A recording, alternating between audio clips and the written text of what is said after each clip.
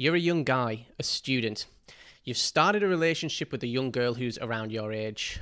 You know her dad is a pretty devout Muslim and that he wouldn't be too happy about you two seeing each other. So you've taken to the age-old tactic of sneaking in and out of her bedroom window. One night, her dad gets home earlier than usual, and although you manage to Assassin's Creed your way out into the street, you hear screaming from the house behind you. Not long after, the dad comes out holding a knife and drenched in blood. This is the case of Mohammed, and in this video, I'm going to be going over exactly what happened and what he said in court to try and get away with murder.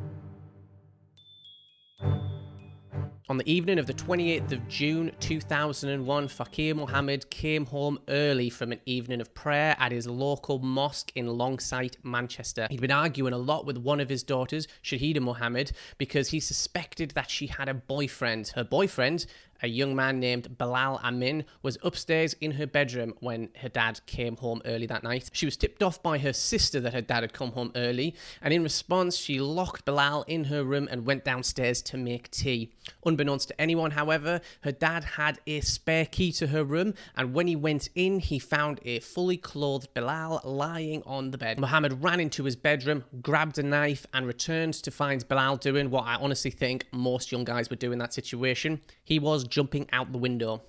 Yep, ankles be damned, Bilal hit the street outside and set off as fast as he could in the opposite direction of the blade-wielding Mohammed. Mohammed, who was 69 at the time, went downstairs in his house to find Shahida. He got her in a headlock and started stabbing her in the stomach. According to Shahida's sister, Shahida cried out, "Dad, what's wrong? Dad, what are you doing?" And when Shahida's sister tried to intervene, her dad held a knife to her throat. When she backed off, Mohammed turned around to his daughter now lying on the floor and continued to stab her. The pathologist later noted at trial that Shahida had been stabbed no less than 20 times, with 2 of those stab wounds puncturing her skull. Mohammed stumbled out into the street, covered in blood and still holding the knife, where a neighbour took the knife off of him and made him wait for the police. He was charged and convicted of murder at Manchester Crown Court on the 18th of February 2002 and was given a life sentence. This wasn't the end of the situation, however, as Mohammed mounted an appeal against his conviction.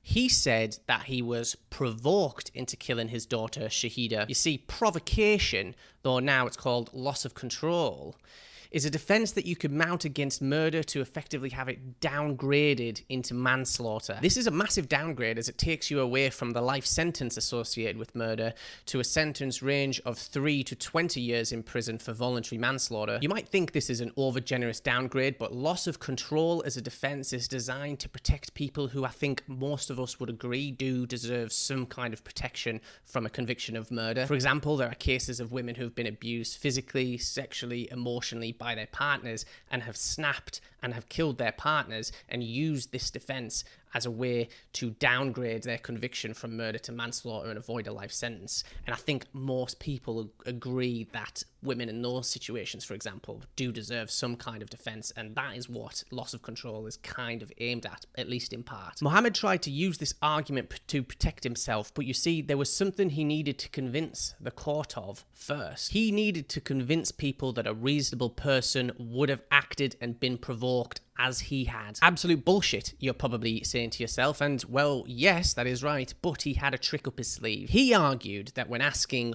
what a reasonable person would do and whether a reasonable person would be provoked, what you should actually ask is, would a reasonable devout Muslim have been provoked and acted like he did? That's right, he argued that because he's a devout Muslim, his religious beliefs as a devout Muslim should be taken into consideration in determining whether or not he was actually provoked. Basically, he wanted a lighter sentence because, in his view, killing your daughter like that is a normal and typical response for a devout Muslim in that situation, in the situation of her having her boyfriend in her room before marriage. This argument went down very poorly in the Court of Appeal, and Mohammed's conviction was upheld and his appeal was dismissed. They said, no, your religious beliefs cannot be taken into account in determining what's normal. As for my view, yeah, fuck this guy.